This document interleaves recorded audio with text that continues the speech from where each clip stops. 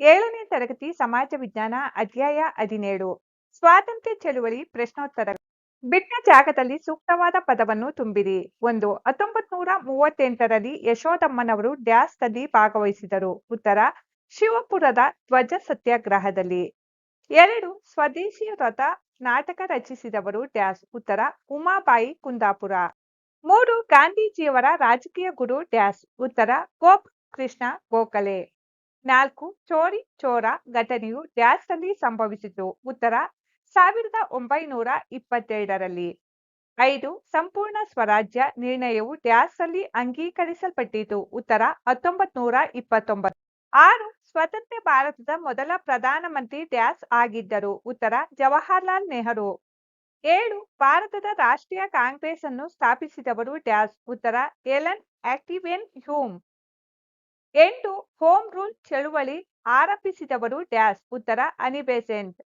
9. ಭಾರತೀಯ ರಾಷ್ಟ್ರೀಯ ಸೇನೆಯ ನಾಯಕತ್ವವನ್ನು ಡ್ಯಾಸ್ ವಹಿಸಿದ್ದರು. ಉತ್ತರ ನೇತಾಜಿ ಸುಭಾಷ್ ಚಂದ್ರ ಬೋಸ್. 10.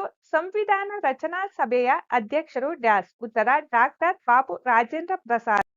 2. ಒಂದು ಪದ ಅಥವಾ ವಾಕ್ಯದಲ್ಲಿ ಉತ್ತರಿಸಿರಿ. ಪ್ರಶ್ನೆ 1. ಸ್ವರಾಜ್ಯವು ನನ್ನ ಜನ್ಮಸಿದ್ಧ ಹಕ್ಕು, ನಾನು ಅದನ್ನು ಪಡೆದೇ ತೀರುತ್ತೇನೆ. ಇದನ್ನು ಹೇಳಿದವರು ಯಾರು? ಉತ್ತರ ಸ್ವರಾಜ್ಯವು ನನ್ನ ಜನ್ಮಸಿದ್ಧ ಹಕ್ಕು, ನಾನು ಅದನ್ನು ಪಡೆದೇ ತೀರುತ್ತೇನೆ. ಇದನ್ನು ಹೇಳಿದವರು ಬಾಲಗಂಗಾಧರ ತಿಲಕರು. ಪ್ರಶ್ನೆ 2. ಸ್ವಾತಂತ್ರ್ಯ ಹೋರಾಟದಲ್ಲಿ ಗಾಂಧಿ ಯುಗದ ಆರಂಭ ಯಾವಾಗ ಆಯಿತು? ಉತ್ತರ ಸ್ವಾತಂತ್ರ್ಯ ಹೋರಾಟದಲ್ಲಿ ಗಾಂಧಿ ಯುಗದ ಆರಂಭ ಸಾಮಾನ್ಯ ಶಕ 1919ರಿಂದ ಆಯಿತು. ಪ್ರಶ್ನೆ 3. ಫಾರ್ವರ್ಡ್ ಬ್ಲಾಕ್ ಆರಂಭಿಸಿದವರು ಯಾರು? ಉತ್ತರ ಫಾರ್ವರ್ಡ್ ಬ್ಲಾಕ್ ಆರಂಭಿಸಿದವರು ಸುಭಾಷ್ ಚಂದ್ರ ಬೋಸ್. ಪ್ರಶ್ನೆ 4. ನೀವು ರಕ್ತವನ್ನು ನೀಡಿದರೆ ನಾನು ನಿಮಗೆ ಸ್ವಾತಂತ್ರ್ಯವನ್ನು ನೀಡುತ್ತೇನೆ ಎಂಬ ಘೋಷಣೆಯನ್ನು ನೀಡಿದವರು ಯಾರು? ಉತ್ತರ ನೀವು ರಕ್ತವನ್ನು ನೀಡಿದರೆ ನಾನು ನಿಮಗೆ ಸ್ವಾತಂತ್ರ್ಯವನ್ನು ನೀಡುತ್ತೇನೆ ಎಂಬ ಘೋಷಣೆ ನೀಡಿದವರು ನೇತಾಜಿ ಸುಭಾಷ್ ಚಂದ್ರ ಬೋಸ್. ಪ್ರಶ್ನೆ 5. ಸಂವಿಧಾನದ ಕರಡು ಸಮಿತಿಯ ಅಧ್ಯಕ್ಷರು ಯಾರಾಗಿದ್ದರು? ಉತ್ತರ ಡಾಕ್ಟರ್ ಬಿ.ಆರ್. ಅಂಬೇಡ್ಕರ್ ಸಂವಿಧಾನದ ಕರಡು ಸಮಿತಿಯ ಅಧ್ಯಕ್ಷರಾಗಿದ್ದರು. ಪ್ರಶ್ನೆ 6. ಭಾರತದ ಉಕ್ಕಿನ ಮನುಷ್ಯ ಎಂದು ಖ್ಯಾತರಾದವರು ಯಾರು? ಉತ್ತರ ಭಾರತದ ಉಕ್ಕಿನ ಮನುಷ್ಯ ಎಂದು ಖ್ಯಾತರಾದವರು ಸರ್ದಾರ್ ವಲ್ಲಭಾಯ್ ಪಟೇಲ್. 2 ಅಥವಾ 3 ವಾಕ್ಯಗಳಲ್ಲಿ ಉತ್ತರಿಸಿರಿ. ಪ್ರಶ್ನೆ 1. ಉಲ್ಲಾಳದ ರಕ್ಷಣೆಯಲ್ಲಿ ಪೋರ್ಚುಗೀಸರ ವಿರುದ್ಧ ರಾಣಿ ಅಬ್ಬಕ್ಕ ದೇವಿಯ ಹೋರಾಟವನ್ನು ವಿವರಿಸಿ. ಉತ್ತರ ಅಬ್ಬಕ್ಕ ದೇವಿ ಕಪ್ಪ ನೀಡಲು ಒಪ್ಪದೆ ಸಾಮಾನ್ಯ ಶಕ 1555ರ ಯುದ್ಧದಲ್ಲಿ ಪೋರ್ಚುಗೀಸರ ವಿರುದ್ಧ ಜಯವನ್ನು ಸಾಧಿಸಿದಳು. ಪರಿಣಾಮವಾಗಿ 1568ರಲ್ಲಿ ಪೋರ್ಚುಗೀಸರು ಉಲ್ಲಾಳವನ್ನು ಪ್ರವೇಶಿಸಿದರು. ರಾಣಿ ಅಬ್ಬಕ್ಕ ದೇವಿ 200 ಮಂದಿ ಸೈನಿಕರೊಂದಿಗೆ ಪೋರ್ಚುಗೀಸ್ ಸೈನ್ಯದ ಮೇಲೆ ಎರಗಿದಳು.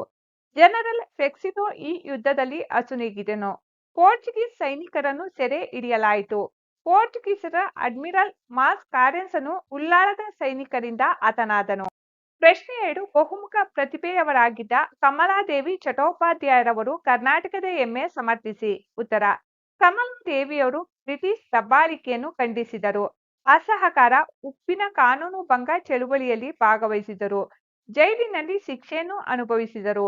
ಮಹಿಳಾ ಸ್ವಯಂ ಸೇವಕ ತರಬೇತಿಯ ಶಿಬಿರಗಳನ್ನು ತೆರೆದರು. ಕಮಲಾದೇವಿಯವರು ಸ್ವಾತಂತ್ರ್ಯ ಹೋರಾಟಗಾರರಷ್ಟೇ ಅಲ್ಲದೆ ಸಮಾಜ ಸುಧಾರಕರು, ಸ್ತ್ರೀವಾದಿ ಚಿಂತಕರು, ಸಾಹಿತಿ ಮತ್ತು ಚಲನಚಿತ್ರ ನಟರು ಆಗಿದ್ದರು. ಇಂತಹ ಬಹುಮುಖ ಪ್ರತಿಭೆಯವರಾಗಿದ್ದ ಕಮಲಾದೇವಿ ಚಟ್ಟೋಪಾಧ್ಯಾಯರವರು ಕರ್ನಾಟಕದ ಹೆಮ್ಮೆ. ಪ್ರಶ್ನೆ 3. ಸ್ವಾತಂತ್ರ್ಯ ಹೋರಾಟಕ್ಕೆ ಉಮಾದೇವಿ ಕುಂದಾಪುರರವರು ನೀಡಿದ ಕೊಡುಗೆಗಳನ್ನು ಪಟ್ಟಿ ಮಾಡಿ. ಉತ್ತರ ಉಮಾದೇವಿ ಕುಂದಾಪುರರವರು ಸ್ವದೇಶಿ ವ್ರತ ಎಂಬ ನಾಟಕವನ್ನು ರಚಿಸಿ ಸ್ವದೇಶಿ ತತ್ವದ ಮಹತ್ವವನ್ನು ಸಾರಿದರು. ಸ್ತ್ರೀಯರಲ್ಲಿ ಸ್ವದೇಶಿ ಖಾದಿ ಪ್ರಚಾರ, ರಾಷ್ಟ್ರೀಯ ಶಿಕ್ಷಣದ ಬಗ್ಗೆ ಜಾಗೃತಿ ಮೂಡಿದವು. ಸೇವಾದಳದ ಮಹಿಳಾ ಗುಂಪಿನ ನಾಯಕತ್ವವನ್ನು ವಹಿಸಿಕೊಂಡರು.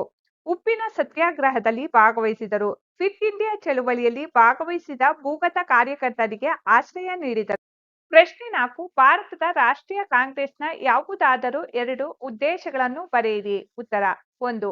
ದೇಶದ ವಿವಿಧ ಭಾಗಗಳಲ್ಲಿರುವ ರಾಜಕೀಯ ಕಾರ್ಯಕರ್ತರ ನಡುವೆ ಸ್ನೇಹ ಸಂಬಂಧವನ್ನು ಬೆಸೆಯುವುದು. 2. ರಾಷ್ಟ್ರೀಯ ಏಕತೆಯನ್ನುಂಟು ಮಾಡುವುದು. ಪ್ರಶ್ನೆ 5. ಲಾಲ್ ಬಾಲ್ ಮತ್ತು ಪಾಲ್ ಎಂದು ಜನಪ್ರಿಯರಾದ ರಾಷ್ಟ್ರೀಯ ನಾಯಕರು ಯಾರು? ಉತ್ತರ ಲಾಲ್ ಬಾಲ್ ಮತ್ತು ಪಾಲ್ ಎಂದು ಜನಪ್ರಿಯರಾದ ರಾಷ್ಟ್ರೀಯ ನಾಯಕರು ಲಾಲಾ ಲಜಪತ್ ರಾಯ್, ಬಾಲ ಗಂಗಾಧರ ತಿಲಕ್, ಬಿಪಿನ್ ಚಂದ್ರ ಪಾಲ್. ಪ್ರಶ್ನೆ 6. ಜಲಿಯನ್ ವಾಲಾಬಾಗ್ ಹತ್ಯಾಕಾಂಡ ಯಾವಾಗ ಸಂಭವಿಸಿತು? ಈ ಘಟನೆಗೆ ಕಾರಣವಾದ ಬ್ರಿಟಿಷ್ ಪೊಲೀಸ್ ಅಧಿಕಾರಿ ಯಾರು? ಉತ್ತರ: ಜಲಿಯನ್ ವಾಲಾಬಾಗ್ ಹತ್ಯಾಕಾಂಡ 1919ರಲ್ಲಿ ಸಂಭವಿಸಿತು. ಈ ಘಟನೆಗೆ ಕಾರಣವಾದ ಬ್ರಿಟಿಷ್ ಪೊಲೀಸ್ ಅಧಿಕಾರಿ ಜನರಲ್ ಡಯರ್.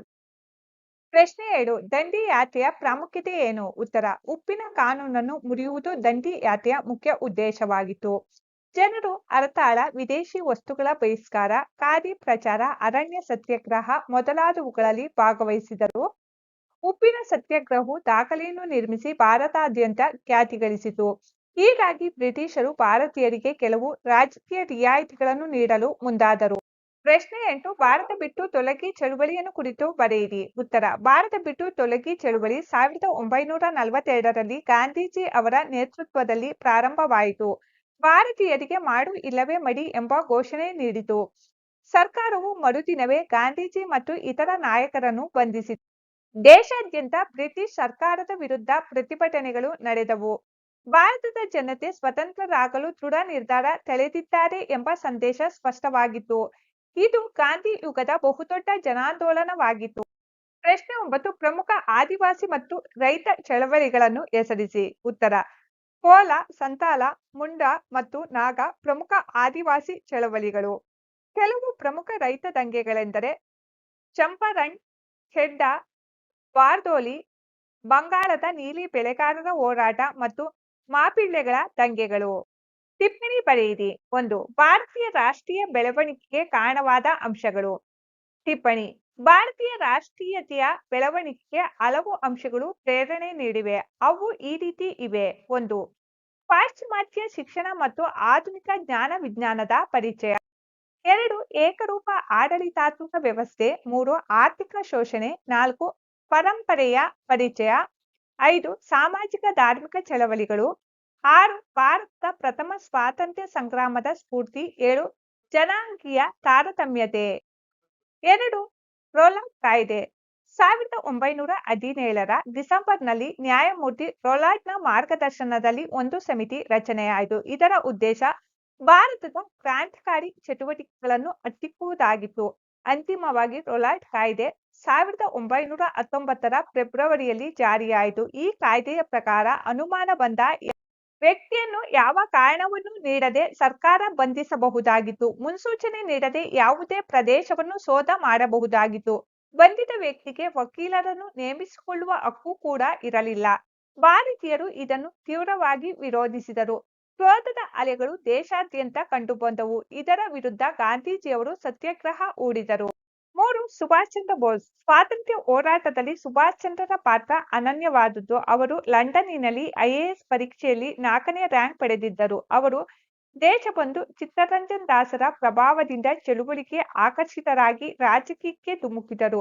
ವಿಶೇಷವಾಗಿ ಸ್ವಾಮಿ ವಿವೇಕಾನಂದರ ಬದುಕು ಮತ್ತು ಬರವಣಿಗೆಗಳಿಂದ ಅವರು ಸ್ಫೂರ್ತಿ ಪಡೆದಿದ್ದರು. ಫಾರ್ವರ್ಡ್ ಬ್ಲಾಕ್ ಎಂಬ ಹೊಸ ಪಕ್ಷವನ್ನು ಸಂಘಟಿಸಿದರು.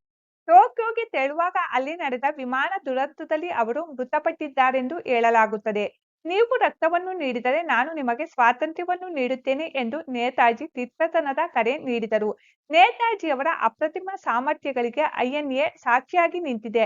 ಅವರು ಭಾರತದ ಜನರಿಗೆ ಧೈರ್ಯ, ಸಾಹಸ ಮತ್ತು ಉದಾತ್ತವಾದ ದೇಶಪ್ರೇಮದ ಉಜ್ವಲ ಪರಂಪರೆಯನ್ನು ಬಿಟ್ಟು ಹೋಗಿದ್ದಾರೆ. 4. Doctor BR Ambedkar. Doctor BR Ambedkar ಅವರು ದಲಿತ ಮತ್ತು ಇತರೆ ಶೋಷಿತ ವರ್ಗಗಳ ಶ್ರೇಯೋಭಿವೃದ್ಧಿಗಾಗಿ ಶ್ರಮಿಸಿದ ದೊಡ್ಡ ಹೋರಾಟಗಾರರು. ಅತ್ಯಂತ ಪ್ರತಿಭಾವಂತರಾಗಿದ್ದ ಅವರು ಸತತ ಅಧ್ಯಯನದಿಂದ ವಿಶೇಷ ವ್ಯಕ್ತಿತ್ವವನ್ನು ಸ್ವಯಂ ರೂಪಿಸಿಕೊಂಡವರು. ಇಂದಿಗೂ ಪ್ರತಿಷ್ಠಿತವೆನಿಸಿಕೊಂಡಿರುವ London School of Economics, Columbia ವಿಶ್ವವಿದ್ಯಾನಿಲಯದಿಂದ PhD, LLD ಪದವಿಗಳನ್ನು ಪಡೆದುಕೊಂಡರು. ಬಾರ್ ಆರ್ಟ್ ಲಾ ಕೂಡ ಪಡೆದರು.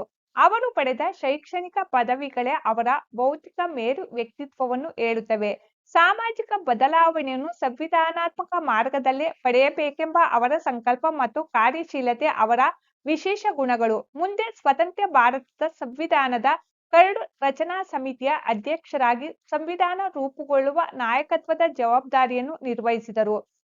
ಸಂವಿಧಾನ ಶಿಲ್ಪಿ ಎಂದೇ ಖ್ಯಾತರಾದರು.